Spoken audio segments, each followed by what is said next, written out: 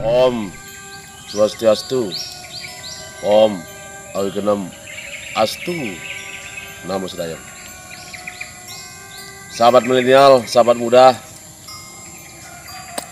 sahabat spiritual, cendikawan Hindu, para pandita, para guru, para sesepuh yang saya hormati. Hari ini saya berada di Setre Gandemayu. Nah, disinilah tempat kami melaksanakan kegelaran penyalon larangan. Kalian lihat, nah di sana ada namanya pemun. Di sana ada pemun, tempat pembakaran mayat. Nah, kemudian di sana ada kuburan anak-anak kecil. Jadi kuburan yang belum diselesaikan sebagaimana mestinya. Di sini Anda lihat ada pohon beringin yang sangat besar dan lapangan yang sangat luas sekali. Jadi kalian lihat ada lapangan. Nah, lah kita menari di atas kuburan. Nah, di sana ada pohon beringin yang sangat-sangat tua dan besar sekali. Itulah, kita nggak tahu umurnya berapa. Kakek saya pun sudah menerima warisan dari leluhur sebegitu adanya pohon beringin itu. Di kejauhan sana mungkin sahabat lihat itu adalah Pura Prajapati. Nah, sana Pura Prajapati. Tinggi Hidayang Brahmo Prajapati. Nah, di sana ada ruang-ruang pementasan. Mungkin kalian lihat. Nah, itu ada ruang pementasan di sana. Di sana ruang pementasan dan sekaligus dipakai untuk pewedan. Jadi panite-panite di sana menjalankan upacara untuk melaksanakan pengabenan biasanya.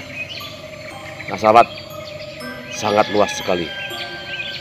Di sini tempat kami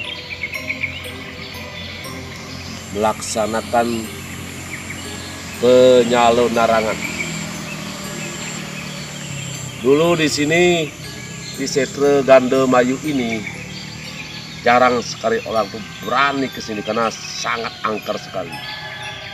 Kalau sekarang di era globalisasi, di era modern sekarang ini udah dibersihkan, tapi nilai-nilai sakralnya, nilai-nilai angkernya tuh masih tersisa sampai sekarang.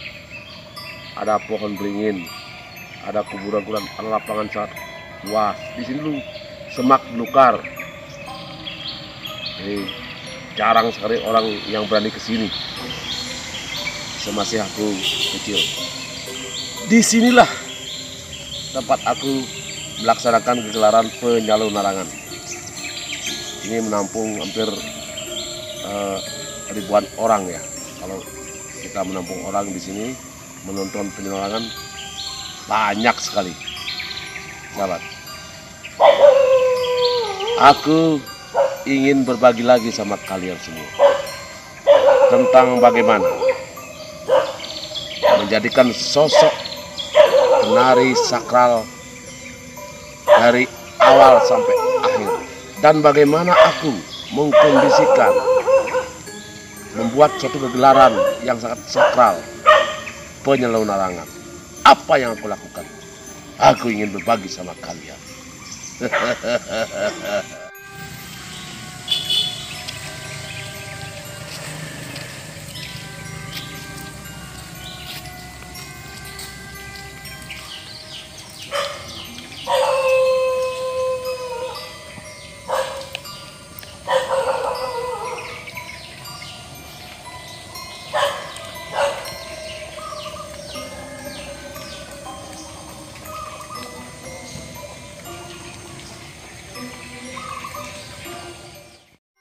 Sahabat, inilah sosok pohon beringin yang menjadi warisan nenek moyang kita, leluhur kita.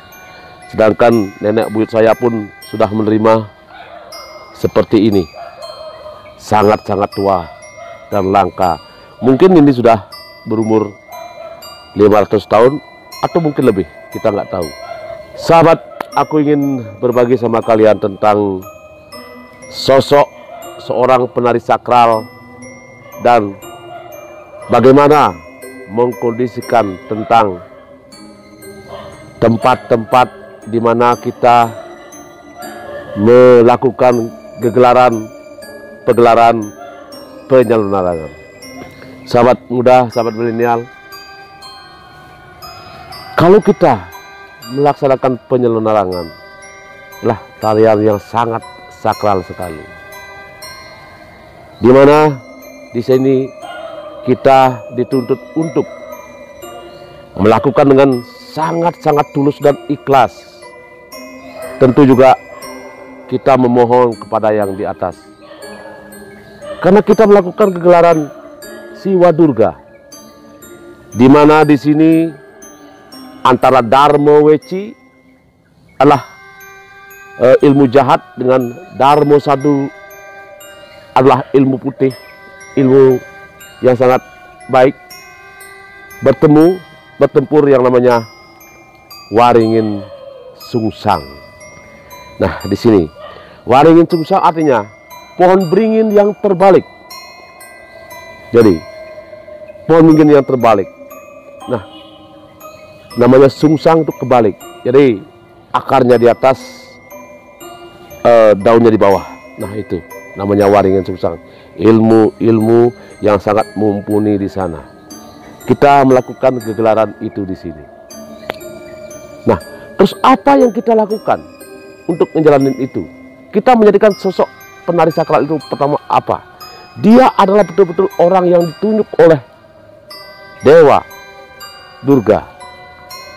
Nah, dia betul-betul harus kita kondisikan jiwa dan raganya dia, baik secara skala dan niskala.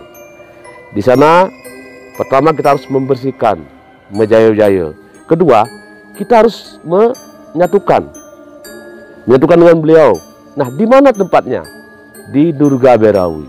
Nah, di sanalah orang itu kita satukan untuk menjadi sosok yang siap melakukan adegan tarian penyalunarangan. Aku ingat betul, dulu aku sebagai pelaku yang menarikan tarian sakral itu, kira-kira umur 16 tahun. Aku masih muda, sahabat, karena aku dipilih sama beliau. Kemudian aku diajak di tengah sebuah kuburan yang sangat besar. Di sana yang namanya Ngerehan. Aku berdampingan dengan satu topeng yang sangat mengerikan. Pada waktu itu aku takut sekali. Kemudian ada upacara ritual di sana. Lalu jam 12 malam aku ditinggalkan sendiri di sana untuk menyatukan diri dengan petapakan itu, dengan topeng itu. Pada waktu itu aku punya sesepuh namanya Ide Pandita. Nah, beliau bilang, jangan kamu lari. Apapun yang terjadi, kamu harus tetap tinggal diam di sini sampai waktunya habis. Lalu apa yang terjadi, sahabat? Aku duduk sendiri dengan rasa ketakutan dan sangat takut sekali. Aku ditinggalkan oleh teman-teman, menjauh. Jam 12 malam di atas kuburan, di atas tempat pembakaran mayat. Di sana aku didampingi oleh sosok topeng yang sangat gelap gulita. Nah, di sana diuji kesabaranku, karena aku ingat pesan beliau, tak usah kamu lari, kamu akan baik-baik saja. Yang penting kamu bisa mengerjakan apa yang kuperintahkan. Pertama, ada hujan deras datang, karena aku tidak berani membuka mata karena takut bersila dan menutup mata. Hujan deras datang. Setelah itu, semut itu masuk ke lubang-lubang hidungku. Aku dikerubuti semut. Lalu kemudian apa?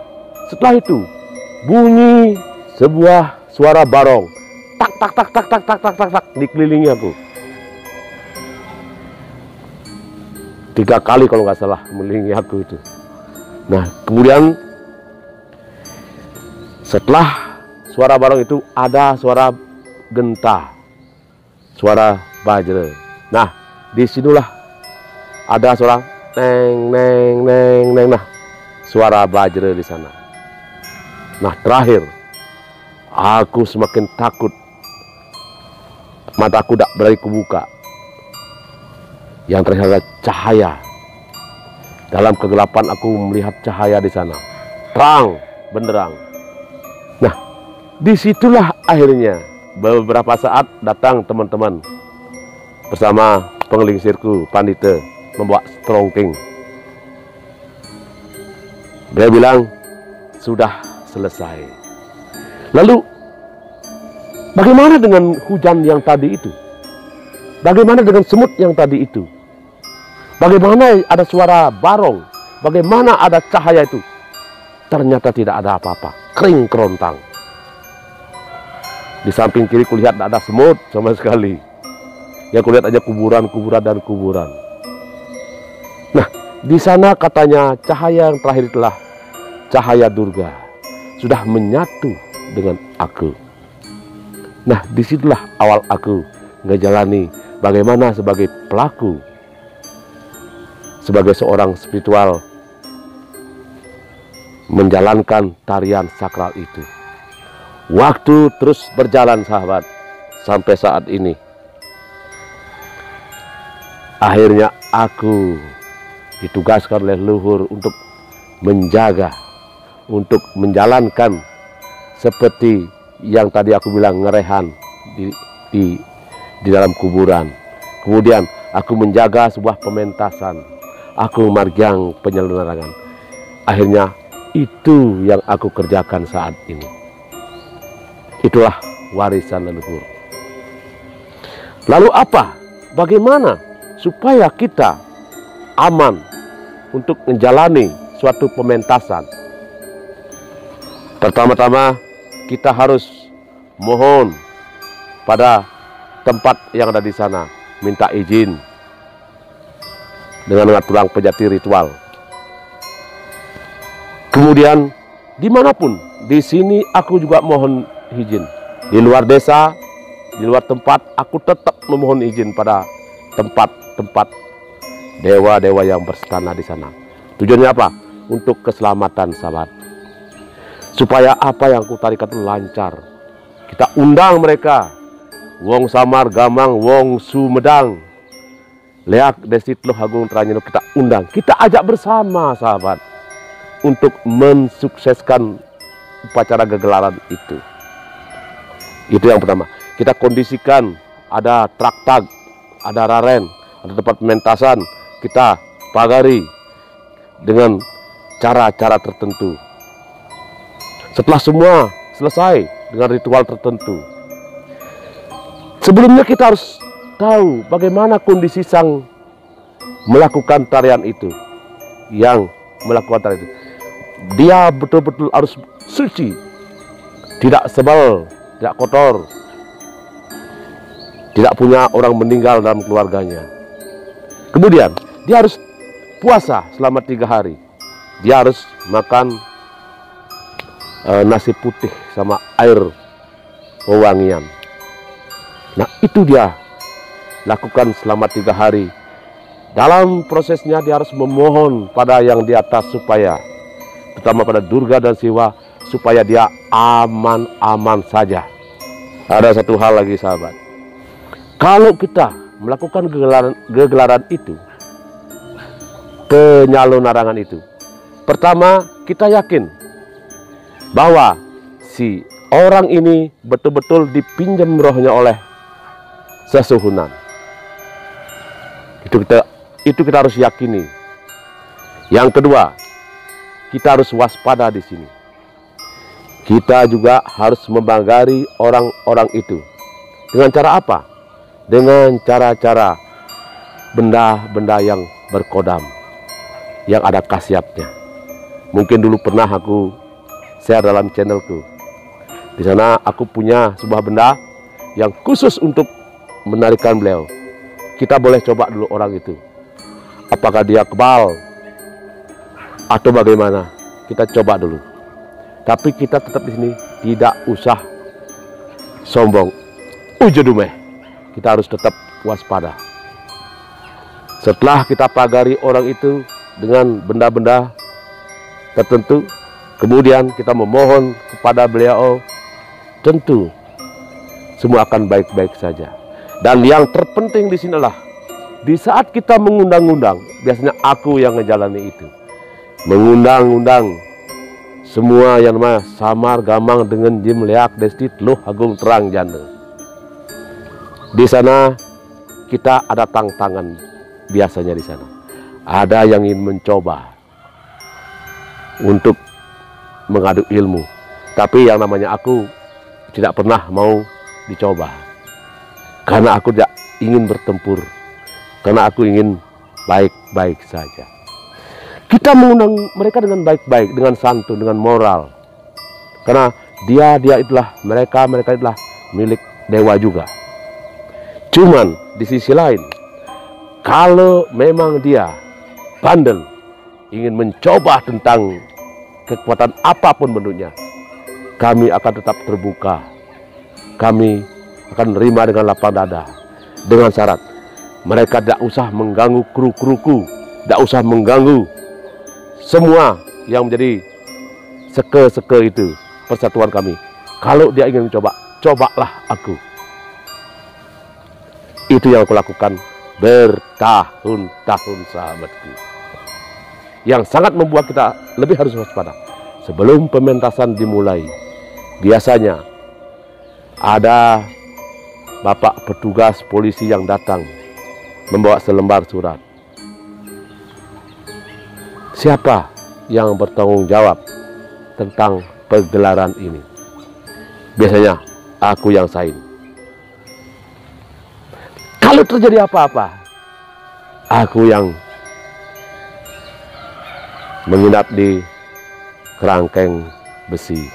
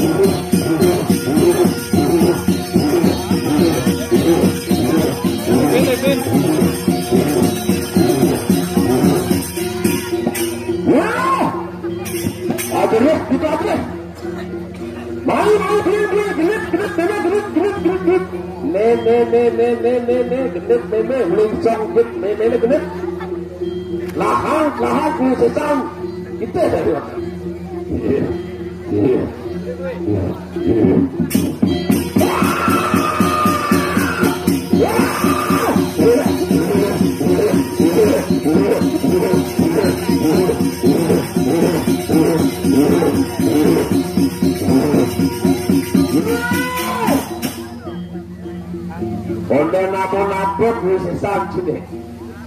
Marapondo subuh. Asal.